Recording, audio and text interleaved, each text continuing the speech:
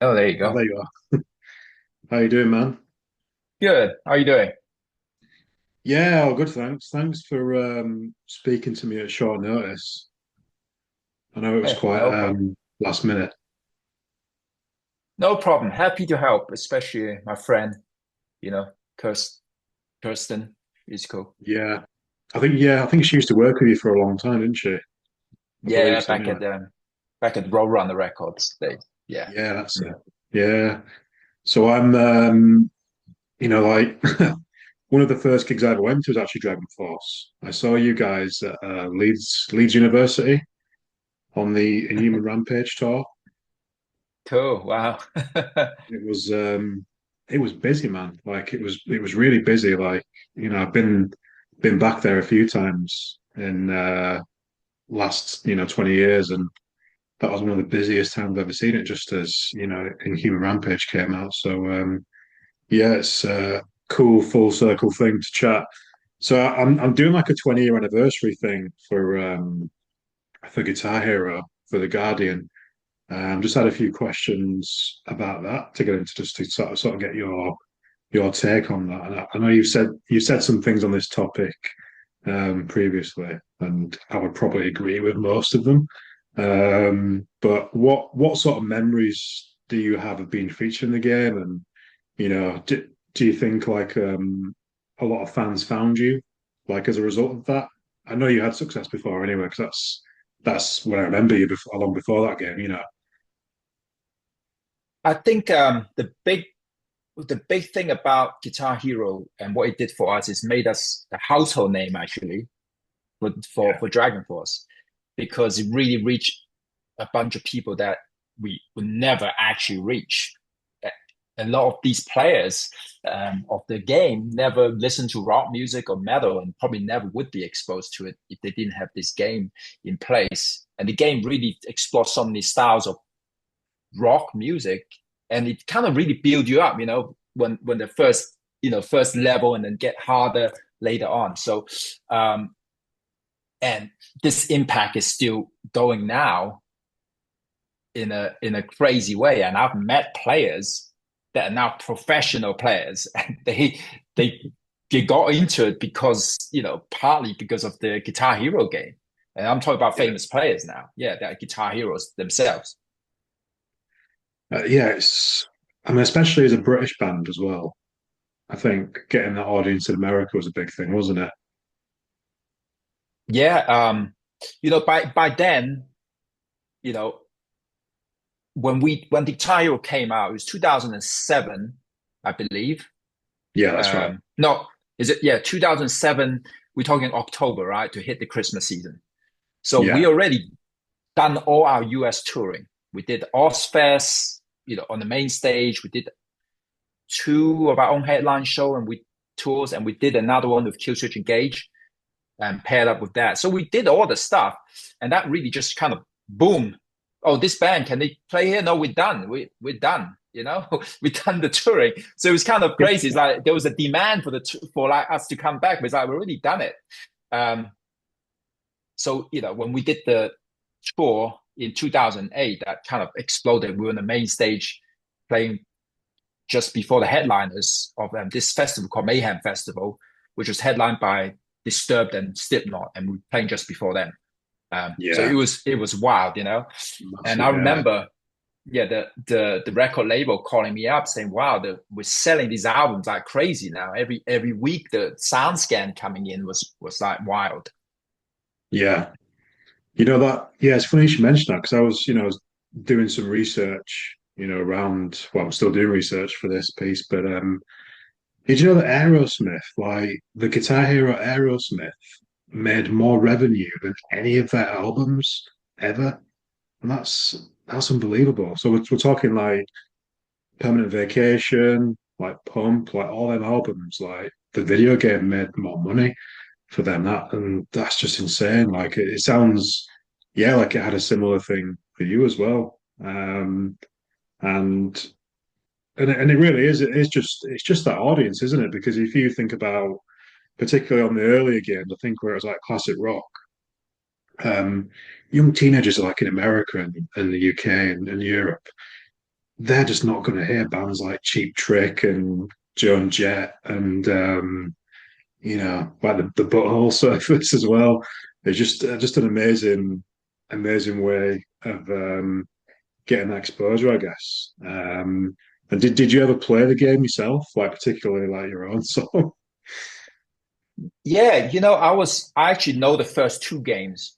I Yeah, had that on the PlayStation 2. I played them. So it was a natural thing when they actually contacted me as to say, "Oh, we want to get you on number three." It's like, wow, cool. I know your game. So I get the I think that year 2008, I get asked that question almost every single day. Do you play your own song? Have you played your own song in the game? I was like, and it's still ongoing now, and it's cool. It's kind of cool. I had the game as well because for me as a gamer myself, I always get the games that if we're doing.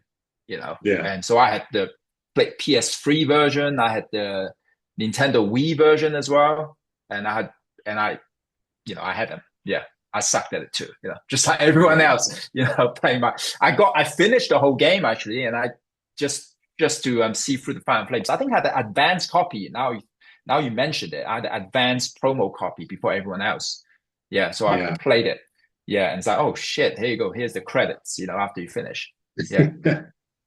Yeah, well, it made sort of like big news in the rock world this year because I'm sure you've seen that streamer, CarnyJared, his name is. He completed the song on double speed on expert. Have you seen that video? I saw some of it. I didn't see the whole thing, but I remember first before that it was 160% speed, and I was shocked by that guy. Yeah, honestly, like 200 is I watched it at the time, but I watched it again a few hours ago, and it is one of the most ridiculous things I've ever seen. Like in music, it's just I don't really know where I stand on that because it is like a really amazing, impressive thing. But one of the things I'm trying to, I guess, get your take on is at what point would you just pick up a real guitar? Because this streamer said it took him 9 months to practice this, to 100% it. And I don't, I mean, I think one of the reasons why I love the game so much is because I'm a drummer and I was always useless on guitar. So it kind of, gave me a bit of like delusion in that respect. So I don't know, like, where do you stand on that? Like, would you say like do your thing, enjoy what you enjoy, or like does it get to a point where maybe just pick up a real guitar? to be honest, it doesn't really matter. And if you're going to pick up real guitar, you can't play that in 9 months. There's zero chance. So, if you can, that's great. But I think it's the video game at the end. You got to look at this. It's a fantasy, fun thing.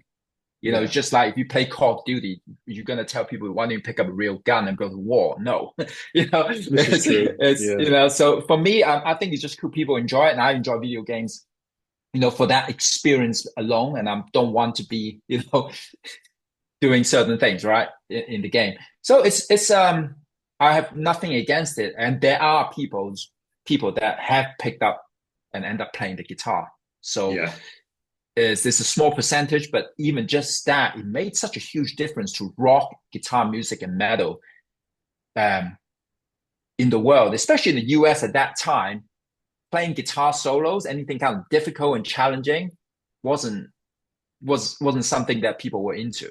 It was kind of yeah.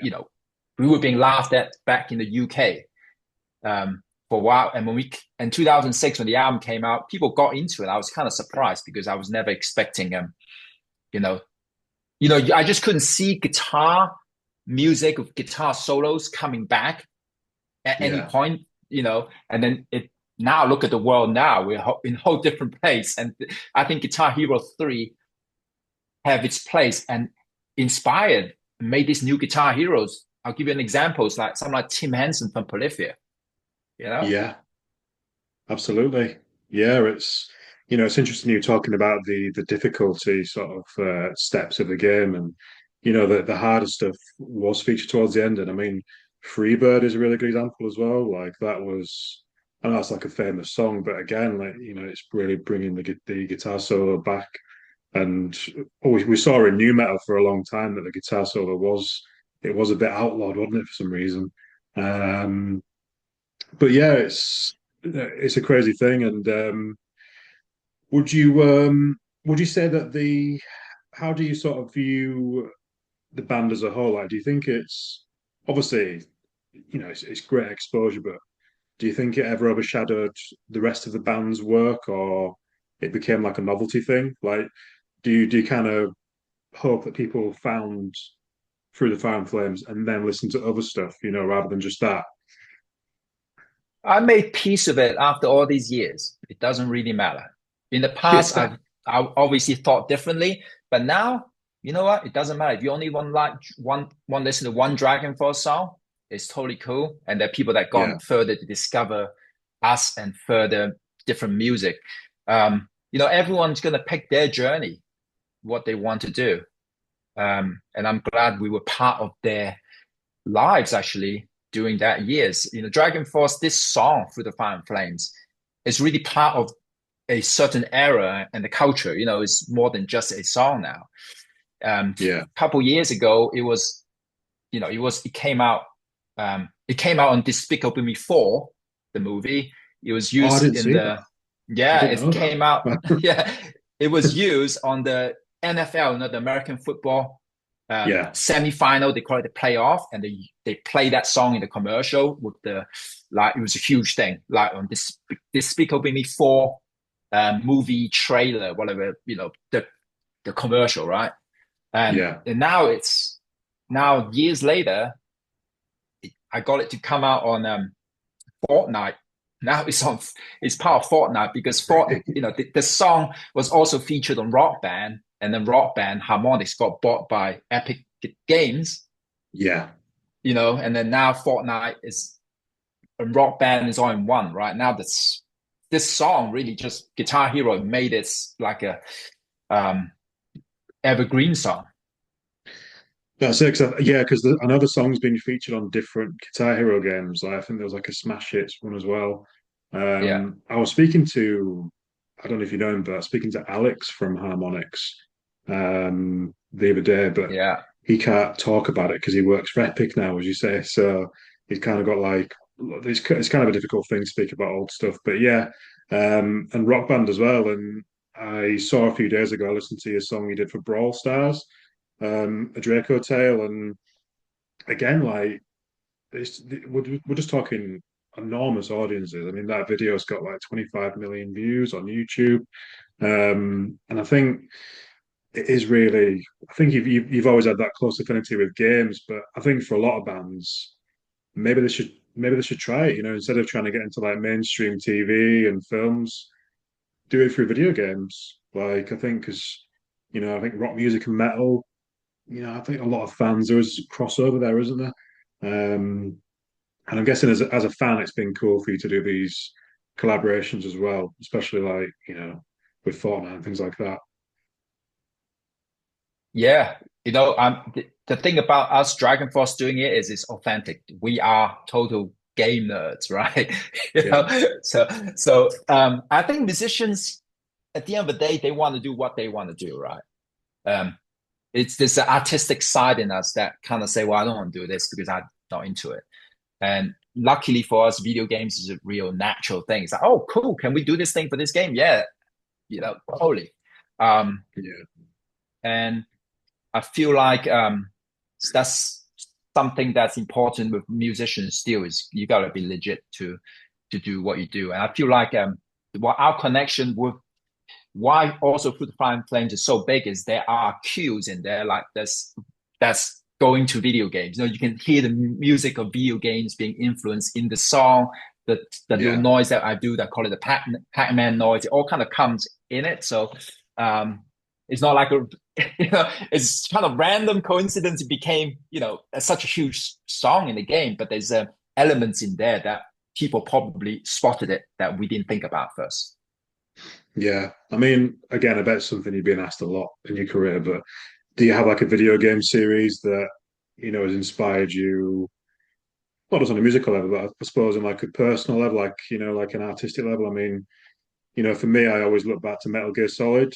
I think that was a really cinematic experience, like to play those games as like a 10, 11 year old with ridiculous cutscenes. It still remember now. Like, have you got one like that that you still kind of enjoy today? I mean, talking about Metal Gear Solid, Metal Snake Eater was just like a incredible game, you know. So I like all kind of games. I'm trying to not play the remake of Metal Gear Solid Snake Eater because I don't want to play It's that just, game. just it's just come out, hasn't it? Yeah, Yeah, yeah, I don't want to finish it 5 times. Already done it on like PlayStation, played it on this, was it the 3DS and PC, you know. But I don't have any particularly favorite game series to be honest, because I play so much games, you know, throughout so many years. You know, to kind of name something, no, but I got recently I got into like Souls-like game as well, like Lies of P. There's like really hard games to play. right. I just saw I did 200 hours on it. It's like, oh my God, I spent that many hours.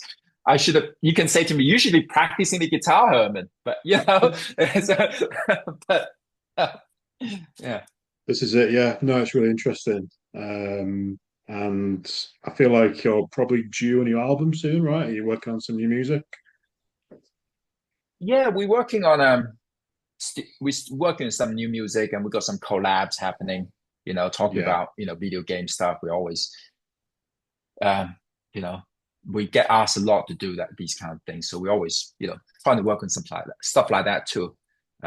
It's fun, you know. Get out of the. You're actually more free when you're writing a song for a video game than writing for the album in a weird sense because you're not like bound by the other songs around it, and it's for a yeah, game. It doesn't really matter. It's just something else different. You can be free to explore different territory.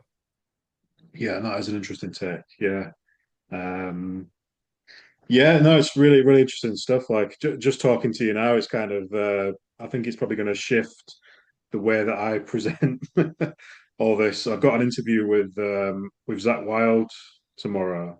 I know he was featured on the game, so that's going to be interesting. So I've got a few artists on there, and yeah, you'll be one of them. So yeah, thanks very much for taking the time, mate. I really really appreciate that.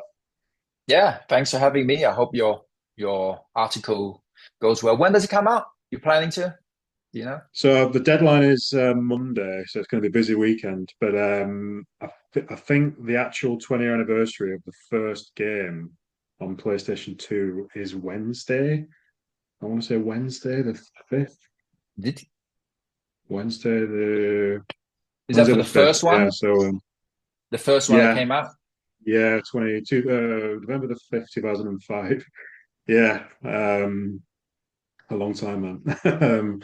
I'll send I'll send the piece to Kirsten anyway, so it can find its way to you, man. Yeah, and just so you know the Red Octane, Yeah. the people that made the third game, well, they a lot of people back together to you know, so you can probably hit them up. They might have something to say about it, you know. Um, Yeah, I did see a press release about that, but I wasn't it's kind of vague on what they're doing, but I tried to contact the so I think one of the creators is a gentleman called Charles Huang. He was one of the founders of Red Octane, with his brother Kai Huang. So it's going to be trying to contact them on LinkedIn of mhm. all places because I don't know where else to find their emails. But yeah, we'll see what the weekend brings. But yeah, man, really good talking to you.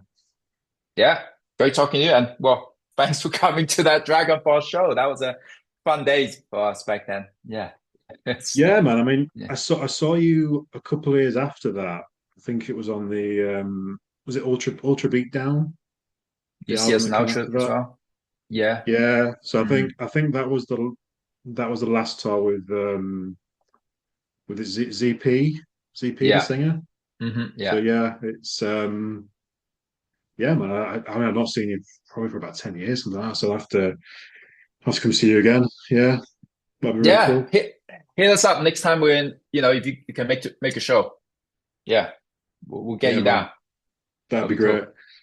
But yeah, have a Okay. good rest of your day. Have you got any plans for Halloween, anything like You that? know, I live in US. I got 2 kids, so This is full on Halloween madness. Yeah, yeah.